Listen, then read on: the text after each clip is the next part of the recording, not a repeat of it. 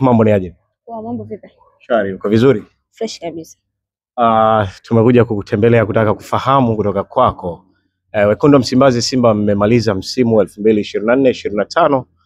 Malengo ilikuwa ni kurejea kunako michuano ya klabu bingwa barani Afrika, kwa maana mpate ubingwa aidha nafasi ya pili, lakini pia kufika nusu fainali ama zaidi ya hapo kwenye michuano ya kimataifa ambayo mlikuwa mnashiriki, kwa maana kombe la shirikisho mlifanikiwa kufika fainali. Lakini mara baada ya msimu kumalizika, maneno yamekuwa mengi kutoka kwa wadau hasa Simba Sports Club, wakiamini ya kwamba walikuwa wanaweza kupata zaidi ya hiki.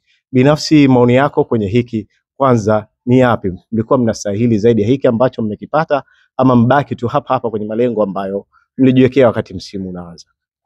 Kwanza nimshukuru Mwenyezi Mungu kwamba tumemaliza msimu salama na kikosi chetu kwa kiasi kikubwa sana kimefanya kazi kubwa msimu huu ambacho hatuwezi kukilaumu sana wala hatuwezi kukilaumu kwa chochote, kwa sababu yale malengo ambayo tulikuwa nayo yameweza kufikiwa kwa asilimia kubwa sana. Kwa hiyo mimi kama mimi nakipongeza sana kikosi chetu kwa kupambana kwa kufika hapo ambako kipo. Niwapongeze viongozi ambao wameplay part yao vizuri ili kuweza kufikisha timu yetu pale ambako imefika sasa hivi. Kwa kweli tulikuwa tuna malengo ya kufika nusu finali kwenye kombe la shirikisho, lakini tumefika hadi finali. Tunamshukuru Mungu kwa hilo. Na kwenye ligi tulikuwa na nafasi ya kuwa mabingwa wa Tanzania, na ilikuwa inawezekana kabisa kuwa mabingwa, kwa sababu ukiangalia kwenye shirikisho tumekutana na timu kubwa, timu ngumu, timu ambazo zina majina kuliko timu ambayo imechukua ubingwa wa Tanzania. Kwa hiyo tulikuwa tuna uwezo wa kufika hatua kubwa zaidi ya kufika ambako tunahitaji, lakini kutokana na mambo ambayo yametokea kwenye mpira wetu ndivyo ambako tumeishia. Hatujaridhika kwa kilichotokea. Hakuna shabiki yote anaweza kuridhika mtani wako achukue kombe mbele yako. Hicho hakiwezi kukubalika hata kama ingekuwa ni vipi. Kwa hiyo kwa upande mwingine tumefaulu, lakini kwa upande mwingine tumefeli. Labda mtani kuchukua ubingwa mbele yako, ukiachana na mchezo husika ambao ni mchezo wa mwisho ulioamua bingwa wa ligi kuu Tanzania bara, ambao ndio sehemu ambayo na Simba mnasema hamkuridhika nayo, kipi hasa ambacho kiliwafelisha Simba kama Simba? Niseme jambo moja, kumekuwa na sintofahamu nyingi kuelekea hii mechi namba 184 kuanzia tarehe 8, tarehe 15 mpaka tarehe 25. Kumekuwa na sintofahamu kwenye hii mechi. Simba waligomea mechi tarehe 8 kwa sababu walizuiwa kufanya mazoezi. Siku ya tarehe 7 kulikuwa na changamoto pale getini, waliweza kuzuiwa, hakufanya mazoezi ya mwisho. Bodi ya ligi wakairisha mechi, wakapanga tarehe mpya ambayo ni tarehe 15. Ndugu zetu wakagomea kucheza. Tukaona Simba wanatoa barua tarehe 12 kwamba hawatacheza mechi nyingine yoyote zaidi ya mechi ya tarehe 15. Ikipangwa tarehe nyingine hawatacheza. Tayari hiyo ni kuyumbisha. Tayari washakuwa wanayumbisha timu, wanayumbisha mashabiki, wanayumbisha wanachama.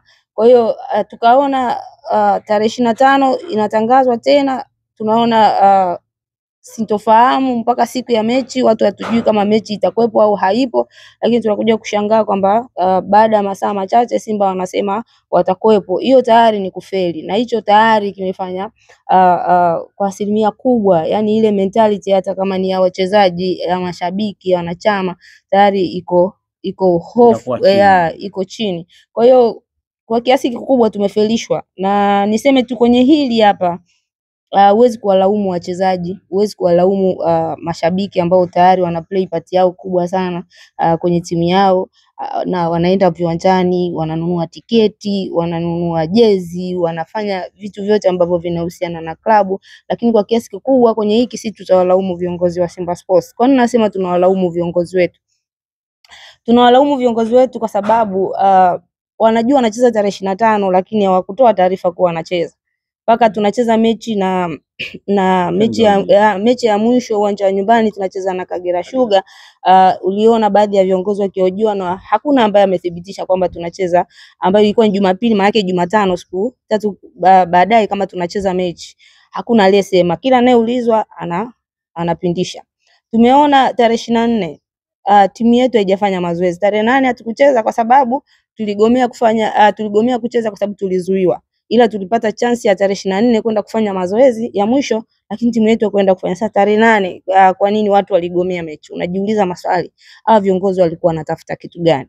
Umeona barua ya tarehe 12 ya Simba inasema kwamba hawatocheza mechi nyingine ambayo itapangwa zaidi ya mechi hiyo ya tarehe 15.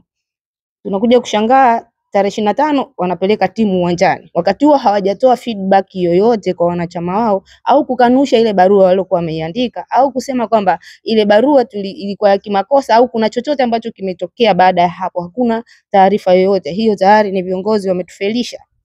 Kwa hiyo watu tayari kwenye mentality tunajijengea mechi haipo, kwa sababu tunafuata klabu ya Simba inawasiliana na wanachama wake na mashabiki kupitia vyombo vya habari, kupitia platform zake kama mitandao ya kijamii. Kwa hiyo mtandao wake wa kijamii umesema kwamba mechi haitakuwepo, hatutacheza mechi nyingine.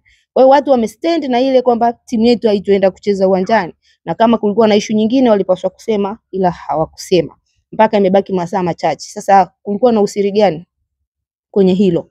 Walikuwa wanaficha nini kwenye hilo? Tukisema viongozi wamefeli kwenye hilo, nafikiri hatutakuwa tumekosea kama wanachama na mashabiki, kwa sababu tulikuwa tunapaswa kujua. Mimi leo ukiniambia kuna mechi kesho Simba inacheza au wiki ijayo unajua au tarehe fulani timu yangu inacheza, mimi naenda kupiga magoti kumomba Mungu, kuiombea timu yangu. Kuna mtu ana maandalizi yake kwa ajili ya kuiombea timu yake. Kwa hiyo tukisema kwamba timu yetu haikujiandaa kwa ajili ya dabi, tutakosea. Kwa sababu hata tulivyokuwa tunaona timu inacheza, imecheza kwa low key, maana yake kwamba hawajajiandaa na hiyo mechi. Hawakuwa wako aware na hiyo mechi. Watu walikuwa wanajua hakuna mechi kwa sababu tunajua barua ya klabu ilisema nini. Hamkujiandaa na mechi ya ubingwa. Yes, hatukujiandaa na mechi ambayo ni ya mwisho. Tungecheza na hiyo mechi tungeshinda. Sisi ni mabingwa. Timu yetu imecheza hafifu sana. Ukiangalia michuano ya shirikisho tulivyocheza, timu ilivyokuwa inapambana na timu ambayo imecheza na Yanga, na katika timu ambayo mimi yani katika msimu ambao nilikuwa naiona Yanga ambayo iko down sana, ambayo sisi tungeweza kuifunga, ilikuwa ni msimu huu au hiyo mechi ya tarehe 25, kwa sababu hata wao walikuwa wanaiogopa hiyo mechi, hawakuwa wanajiamini.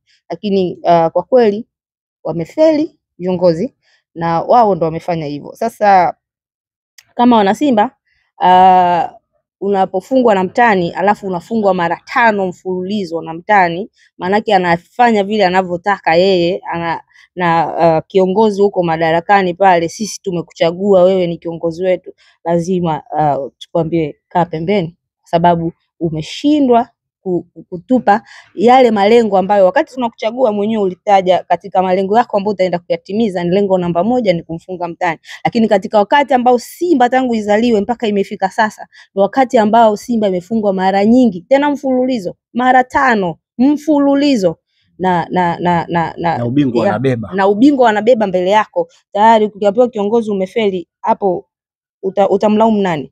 Kwa hiyo kwa kiasi kikubwa wametufelisha viongozi wetu. Mimi naweza kusema wachezaji wameweza kuwa wameplay part yao na wamepambana vile ambavyo wamepambana, na katika msimu ambao Simba ilikuwa na kikosi bora, mimi mtu asiniambie kwamba Simba sasa hivi haikuwa na kikosi bora msimu huu ulioisha.